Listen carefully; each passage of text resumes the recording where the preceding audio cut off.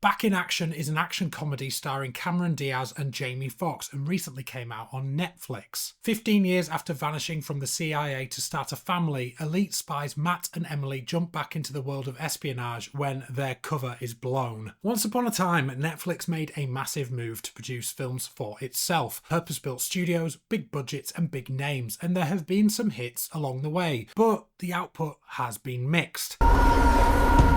When you decide to team up with two pretty big Hollywood stars, you'd expect things to be at a certain level, especially in the script department. Back in Action has to be one of the worst action comedies I've ever seen. From the minute it starts, lines are totally weird, with the most awful exposition dumps in the middle of a spy operation. Not only that, it tries to sow chemistry between two leads, and it's just downright dreadful. Cameron Diaz and Jamie Foxx are supposed to be a couple, and they have absolutely zero chemistry. What is with the acting in this film? Even Andrew Scott is teeth-grittingly bad. There is honestly little to like here, apart from one or two cool action moments, even if they are ridiculously silly. Even the presence of the impeccable Glenn Close doesn't do much to help this, especially as it's so over stereotypes her being from England. Did we hug or something?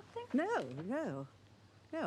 I'm British. We don't hug. Sod off. Sure, stereotypes can be funny, but they first have to actually be funny. The concept is akin to Mr. and Mrs. Smith, but way worse in delivery. The parents, rather than being smart and fairly well calculated, are the most bumbling, psychotic morons that get themselves into their situation by being massive idiots. The opening scene has the badly de-aged Cameron Diaz and a barely touched up Jamie Foxx fight bad guys while having just realised they are pregnant and get into a plane crash which they survive thanks to plot armour and impossible physics. Some lines delivered will make you crawl in your seat with cringe.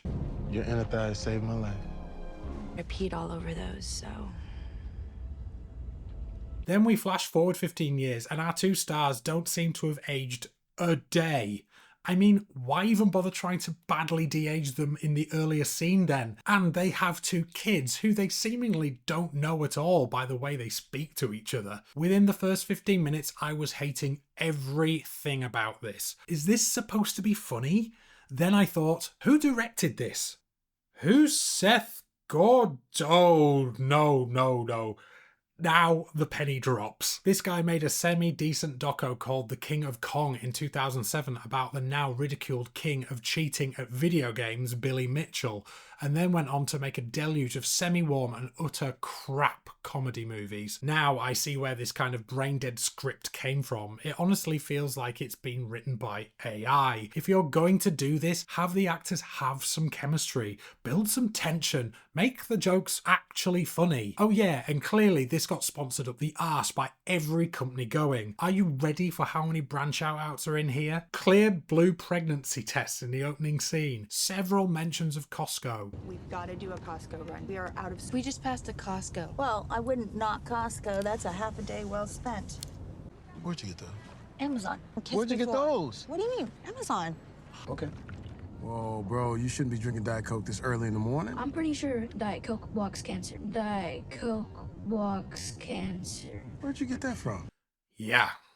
And don't get me started on the parent-child relationship here. These parents feel like their kids got dropped off as orphans like a week ago. Like they don't freaking know them at all. They're the most ridiculous parents and the film does nothing to explain their stupid actions. There's no character building because every single line delivery is flat, half-hearted crap. And don't get me started on the premise and where they end up. At every single turn, there are the stupidest, most unbelievable decisions made. You've got homing Russians who know where our protagonists are all the time. The most dated claptrap about homing in on Wi-Fi signals and other things that do not work like that. Then they get to the grandma's house and ding ding ding, say hello to the most awful character in the whole film, this guy. If you haven't fully grasped yet, I hated this so much. There is one minor storytelling saving grace about the daughters fighting against their mothers, but then it's reconciled at the end in the most awkward way. Seriously, some will argue this is a turn off your brain and enjoy sort of film. I would have had to be asleep to have gotten any kind of enjoyment out of this. The big bad thing in the film is also so utterly generic and makes little sense to me. Also,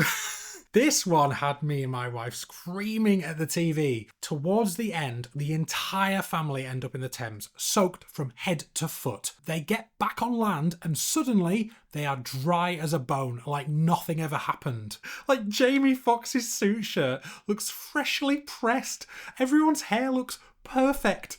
Not a sign they are at least damp or, hey, a bit cold, because that's actually England. How do you get that wrong? Breathe. Just breathe.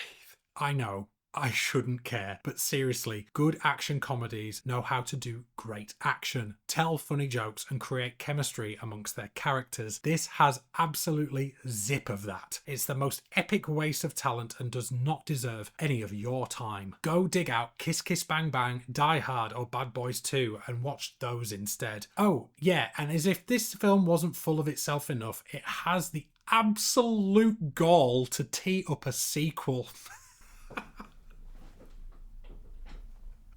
And that's it for Back in Action.